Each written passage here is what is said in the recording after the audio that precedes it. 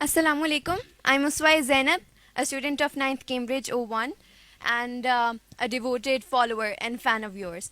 تو یہ ہے میرا سوال کہ آپ اپنی ہر تقریر ہر خطاب میں یوتھ کو کہتے ہیں کہ ہمیں جاننا چاہیے اور پڑھنا چاہیے، اسٹڈی کرنا چاہیے کہ اسلام کیا ہے، سیرت النبی صلی اللہ علیہ وآلہ وسلم کیا ہے، ریاست مدینہ کیا ہے، ہمارے اسلاف کے طریقے کیا ہیں.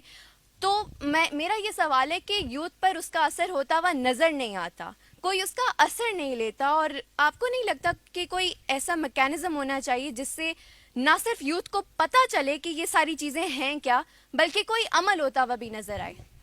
دیکھیں، دو چیزیں. پہلے تو یہ جو مدینہ کی ریاست کا ماڈل ہے، یہ آپ کو سمجھنا چاہیے فنومنا کیا ہے. انفارچونیٹلی کیونکہ یہ مسجد کے اندر باتیں ہوتی رہتی ہیں، لوگ اس کو دین کی طرف لے جاتے ہیں.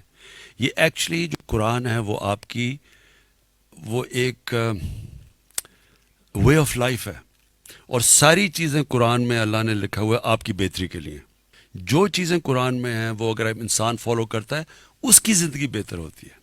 تو دو ماڈلز ہیں، ایک ہے مدینہ کی ریاست اور دوسرا ہے نبی صلی اللہ علیہ وسلم کی زندگی. اب یہ دو کیوں قرآن کہتی ہے کہ ان کے ماڈل فالو کرو؟ قرآن کہتی ہے نبی کے ان کی زندگی سے سیکھو، ان کی زندگی سے، اور پھر ان کی سنت اس پہ چلو. وہ اس لیے کہ دنیا کی تاریخ میں یہ دونوں سب سے سکسیسفل ماڈلز ہیں. آج جو مدینہ کی ریاست تھی وہ بیسس بنی تھی دنیا کا سب سے عظیم جو مسلمانوں کا سویلائزیشن تھا وہ بیس ہوا تھا مدینہ کی ریاست پہ، اور وہ ماڈرن پرنسپلز پہ بنی تھی. ویلفیئر اسٹیٹ یہ پہلی دفعہ کانسیپٹ آیا تھا. رول آف لا، سارے قانون کے سامنے ایک برابر، کوئی ریشل ڈسکرمنیشن نہیں تھی. آخری خطبے میں نبی صلی اللہ علیہ وسلم نے کہا سارے انسان چاہے جو مرضی آپ کا رنگ ہو ایک ہیں. یعنی وہ ایک ماڈرن ریاست تھی. سب عورتوں کو رائٹس دیے گئے، غلاموں کو آزاد کیا گیا. یہ سب ماڈرن کانسیپٹس ہیں.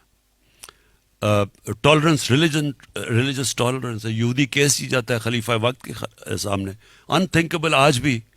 تو وہ سب ماڈرن کانسیپٹس تھے، اور وہ بیسس بنا ایک ٹوٹے پھوٹے جو یعنی جن کی کوئی حیثیت ہی نہیں تھی عربوں کی، دو سپر پاورز کے سامنے وہ اٹھ کے دنیا کے لیڈرز بن گئے. اور یہ کتنی تیز بنے یہ بھی آپ کو سمجھنا چاہیے کہ یہ ہیومن ہسٹری ہے، یہ میتھولوجی نہیں ہے. یہ 625 میں بدر کی جنگ ہوئی، 313 مسلمان. 636 میں 11 سال کے بعد رومنز کو انہوں نے بیزنٹائن ایمپائر کی شکست ہوئی یارموک کے اندر. 11 سالوں میں ان کے 1 لاکھ فوجی تھے جو لڑنے والے تھے، اور سب سے ماڈرن ان کے ویپنز تھے. اور دوسری چیز، نبی صلی اللہ علیہ وسلم کی زندگی دنیا کی تاریخ میں کسی انسان نے اچیو کیا ہی نہیں جو انہوں نے کیا. کبھی ایسا انسان کی کوئی اچیومنٹ ہے ہی نہیں آج تک.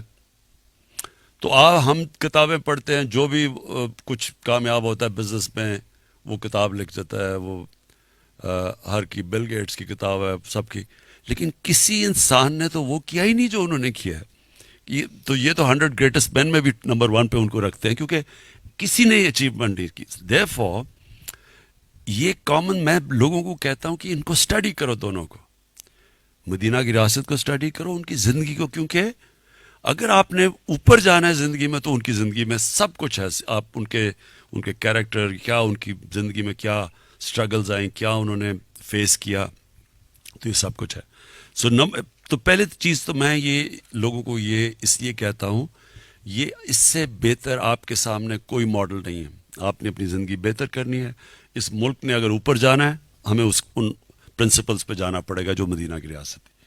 اب آگے سیکنڈ چیز، آپ نے کہا جی کچھ فرق نہیں پڑ رہا. آپ کو پتہ ہے انہی کی زندگی سے سیکھتے ہوئے 10 سال کے بعد ان کی تبلیغ کے بعد صرف 40 لوگ مسلمان تھے. پوائنٹ کیا ہے کہ یہ اور قرآن کے اندر بھی ایک جو سب سے بڑی صفت دی گئی ہے وہ پیشنس ان ایڈورسٹی، صبر کرنا. آپ کوشش کرتے رہتے ہیں. پلیز ایک چیز یاد رکھنا، یہ ہمیشہ ایک چیز یاد رکھنا، آپ نماز میں صرف ایک چیز مانگتے ہیں, اللہ مجھے ان کے راستے پہ لگا, راستے پہ لگا. پلیز یہ یاد رکھنا بار بار, وہ منزل نہیں آپ مانگتے کہ وہ جس پہ اللہ نے تُونے ان کے راستے پہ لگا جن کو تُونے نعمتیں بخشی. سو آپ کا صرف کام ہے اس راستے پہ چلنا, کامیابی اللہ دیتا ہے. میں کتنی دفعہ آپ کو کہتا تھا جب سارے ہمارے بیچارے گھبرائے ہوئے ہوتے تھے کہ اب تو کوئی چانس نہیں, عمران غزالی ڈرا ہوتا تھا کہ جی اب کیا ہوگا, اب تو جی یہ ہو گیا وہ ہو گیا. میں آپ کو کہتا تھا کہ انسان کے ہاتھ میں اللہ نے صرف کوشش دی ہے, نیت وہ جانتا ہے, کامیابی تو وہ دیتا ہے. یہ تکبر ہے جب انسان سمجھتا ہے کہ جی میں جیت گیا. جتانا تو اس نے ہے, کوشش آپ کے ہاتھ میں ہے. سو دیکھیں ہم یہ ایک ملک کا ایک بڑے ٹیسٹ سے گزر رہا ہے, یوتھ کے لیے بڑا ٹیسٹ ہے, بے روزگاری ہے, اکانومی نہیں ابھی چل رہی, لیکن یہ ایک حصہ ہوتا ہے زندگی کا, اونچ نیچ زندگی کا حصہ ہے. آپ نے لوگوں کو یہ بتانا ہے. جب یہ لوگ جو انسان ہوتا ہے نا, ایک چیز یاد رکھیں, ہارتا کب ہے انسان؟ ہار کبھی انسان کو نہیں ہراتی. ہارتا انسان تب ہے جب کہ ڈاؤن سوئنگ کے اندر وہ ڈیمورلائز ہو کے ہار مان جاتا ہے. جب تک وہ ہار نہیں مانتا وہ امپاسبل سچویشن سے آ کے جیت جائے گا. جب تک وہ ہار کے ڈائنامک سمجھتا ہے کہ یہ برا وقت آیا ہے, اس سے ہر فیلئر آپ کے لیے آپ کو سکھاتا ہے چیزیں. فیلئر سب سے بڑا ٹیچر ہوتا ہے. آپ سول سرچنگ سیکھتے ہیں, اور جب وہ اپنی غلطیاں دور کرتے ہیں اور تکڑے ہو کے واپس آ جاتے ہیں. یہ ہے زندگی کا سائیکل. تو اس سے گھبرانا نہیں چاہیے کہ ابھی نہیں لوگ آ رہے ہیں, تھوڑی دیر میں آ جائیں گے, 2 سال میں آ جائیں گے, 3 سال میں آ جائیں گے.